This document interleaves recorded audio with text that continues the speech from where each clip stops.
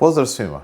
Dobrodošli u novi video u kojemu komentiram kandidaturu Dragana Primorca za predsjednika Republike Hrvatske.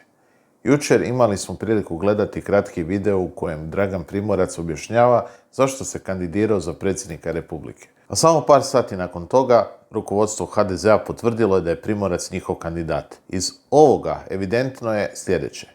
Pod 1. Sudjelovanje Primorca u anketi koju sam obrazlagao u jednom od svojih prethodnih videa očito nije bilo slučajno i već tada se unutar samog vrha HDZ-a znalo da će on biti kandidat. Dok je sudjelovanje Davora Ive Stiera u istoj toj anketi bilo samo svojevrsna optička varka. Pod 2. U HDZ-u u ovom trenutku ili nema nikoga tko bi svojevoljno išao u strast s Milanovićem ili vrh HDZ-a u ovom trenutku ne želi izlagati nikoga od svojih istaknutih članova. O tome ću malo kasnije. Pod 3. Podrškom kandidatu koji više nije formalno njihov član, HDZ otvara mogućnost da Primorca potencijalno podrže i druge stranke, kako bi se time ojačala njegova pozicija u odnosu na Milanovića. Ova kandidatura i HDZ-ova podrška istoj očito nije sjela svima, pa se isti dan oglasio i bivši ministar zdravstva Andrija Hebrang, te je oštro napao Dragana Primorca i sam HDZ. Ovo naravno treba uzeti s rezervom, jer Hebrang očito ima vrlo osobne razloge da ne voli Primorca. Naime, Primorac se kandidirao za predsjednika Republike 2009. godine kad je sam Hebrang bio kandidat HDZ-a i na taj način mu je izbio potrebne glasove za drugi krug. Također i sam Hebrang malo govori neistine, kako on sam voli reći, pa zaboravlja da je i sam svojedobno išao protiv HDZ-a na lokalnim izborima 2001. godine u Zagrebu. Tehnički možda nije bio član druge stranke,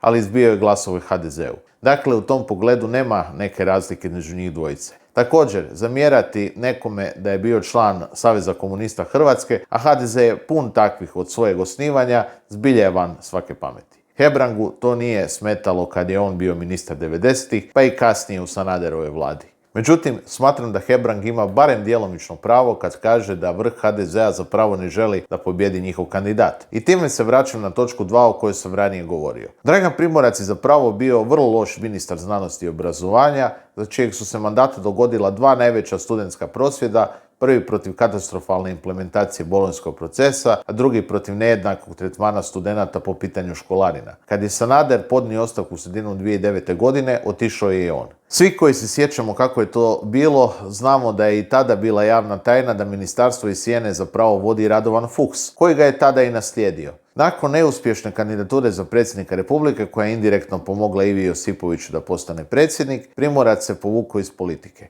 Dakle, osobno ne vjerujem da Plenković i HDZ ozbiljno misle da je Primorac bolji kandidat od njihovih istaknutih članova, jer očito nije. Razlog za podršku njemu mogao bi biti upravo taj da ne želi izlagati nikoga iz vlastitih redova u situaciji kad Milanović vodi u anketama.